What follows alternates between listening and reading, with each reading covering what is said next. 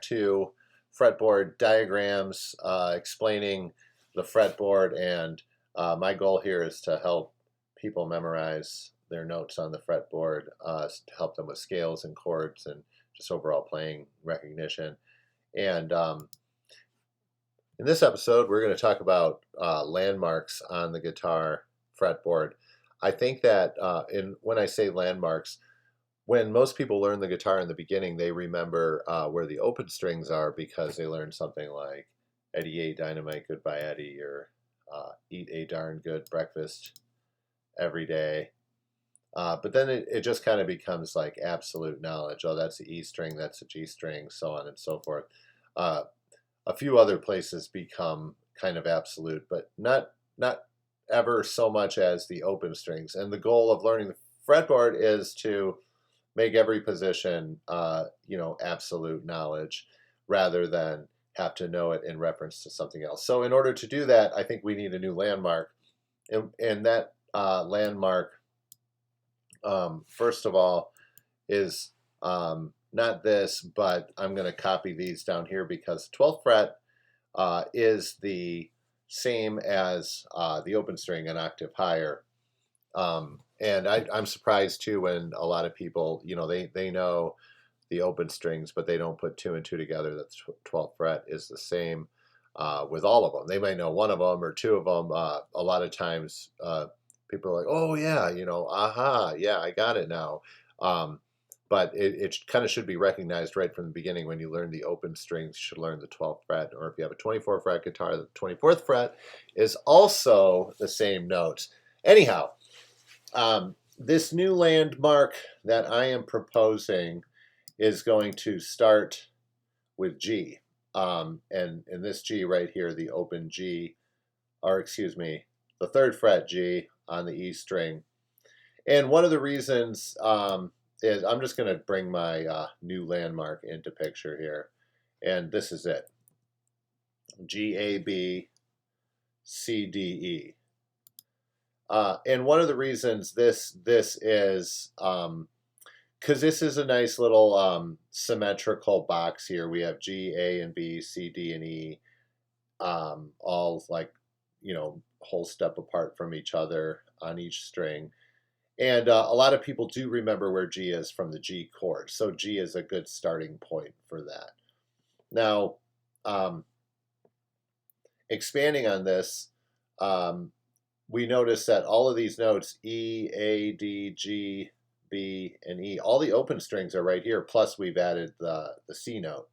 But they're basically the open strings. So we're dealing with the same notes. We've just added the C because it fits nicely into this shape. So from here, if we know our octave pattern of G being right here, 2 strings over, 2 frets down, and we can even count this. There's D, D sharp, E, F, F sharp, G. That's G. I'm going to remove that for now. So if we know our octave pattern, then we can take the whole thing and just move it over here and down. And so we're going to have the same pattern starting on G right there, because the distance on the single strings never change. Where things do change is when we approach the B string. If you know the B string rule, anything that should be here is now here. So if we move this yet again, we'll see that we are now here, and you can see I'm overlapping with the B and the E on the 12th fret right here. So I've overlapped it. So basically now we have G, A, B, C, D, E. Now look, we're covering, just with this, we're covering a nice large portion of the fingerboard here. So check it out. We've got G right here, but here we approach the B string. There's not a C next to us. There's a B next to us. So I'm going to copy this. We have G, A, B, and then C, D, and E is going to be right here. Now they're staggered now because of the B string, but if you know, as guitar players, we have to see through that, you know, that tuning change right there to see the same pattern, even though the B string is kind of interrupting it. You know, so from there, we're covering, just by knowing this pattern off of G, we're covering a large portion of it. Some of the rest of the areas need to be kind of deduced. We can use this C, E, and D right here to, excuse me, C, D, and E, to copy it to the other side, because whatever here is on E is also here on E. And then we have A, so this would clearly be G, A, and then B would be there, and because this is G, A, B here, then G, A, B here, because it's the 12th fret.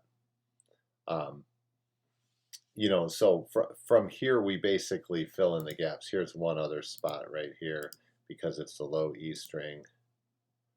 The high E string has G, A, B. So if you notice, and we haven't used any Fs, but for the most part, we've covered almost all of the G, A, B, C, D, E all over the entire neck of the guitar, and a lot of that started with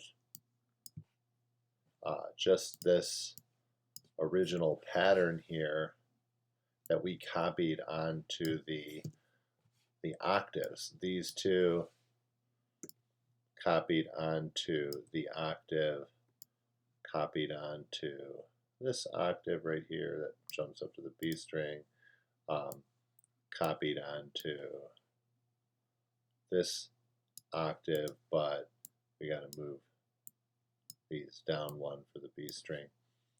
So just starting with that, you know, using this E string, moving it over here, using this E string, moving it over here, it has, you know, virtually full coverage of the neck. And so there are no Fs in here, but the point being is we're just using one more landmark in the knowledge of the octave to start covering a big portion of the neck.